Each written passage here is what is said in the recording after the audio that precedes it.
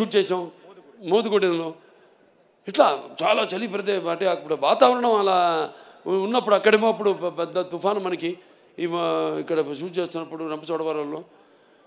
మరి అటువంటి సమయంలో కూడా వాళ్ళందరూ నేను చెప్పిన టైంకి బయలుదేరి నన్ను అనుకున్న టైంకి షూటింగ్ స్టార్ట్ చేసి అనుకున్న టైంకి సినిమా అవ్వాలంటే మరి అందరూ కూడా అలాగే తూచా తప్పకుండా మా సినిమాలంటే మా నాన్నగారు నాకు నేర్పింది అదే అందరూ పాటిస్తుంది. మా సినిమాలో నడుస్తున్న వాళ్ళందరూ దయచేసి ఇండస్ట్రీ కూడా అదంతా పాటించమని తొందరగా సినిమాలు పూర్తి చేయమని నేను కోరుకుంటున్నాను.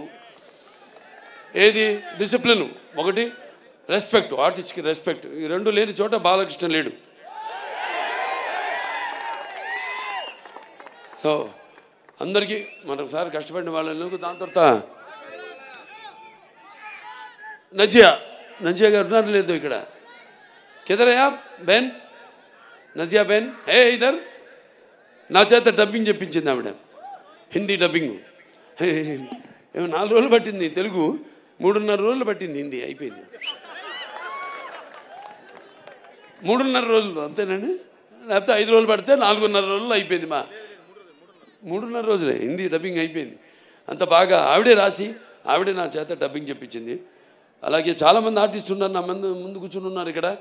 వాళ్ళందరూ కూడా ప్రతి విషయం అందరూ కూడా మిగతా అందరూ కూడా నా ఓకే వాళ్ళని కూడా నా అభినందనలు తెలియజేసుకుంటున్నాను. అలాగే ఈ కార్యక్రమం ఇంత బ్రహ్మాండంగా ఏర్పాటు చేసిన శ్రేయాస్ మీడియా, ఎక్కడున్నావు శ్రీనివాసు? సరే, శ్రేయాస్ మీడియా శ్రీనివాస్ అతనికి నా ఎంత బాగా మైక్ సిస్టమ్ కానీ మొన్న కూడా మన కర్ణాటకలో చేసాం చింతమణిలో. ఆ ప్రోగ్రాంలో నిర్గాషమని పెట్టుకో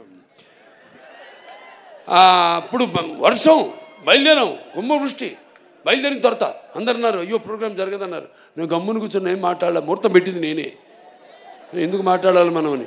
మళ్ళీ కొంచెం ముందుకెళ్ళగా చూస్తే రోడ్డంతా పొడిగా ఉంది. అనుకున్నాను మనోడు మీరు పెట్టిన ముహూర్తం ఉండి అన్నారు. మళ్ళీ స్టేజ్ దగ్గరికి వెళ్తే మళ్ళీ మొదలైంది. మళ్ళీ ఇలా చూశారు నన్ను, నేనేం మాట్లాడలేదు.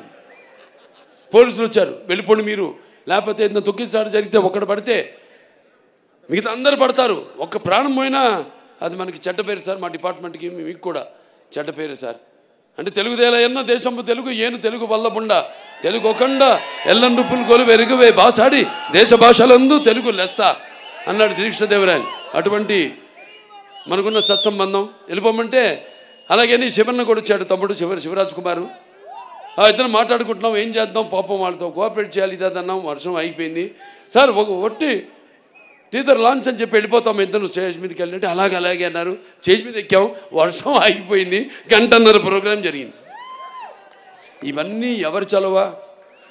ఈశ్వరుడి ఆజ్ఞ లేనిదే చేమ కూడా కుట్టదంటారు. అది అక్కడికి నేను వస్తున్నాను. సరే, ఏదైనా శ్రేయస్ మీడియాస్ వారికి నా అభినందనలు తెలియజేసుకుంటున్నాను.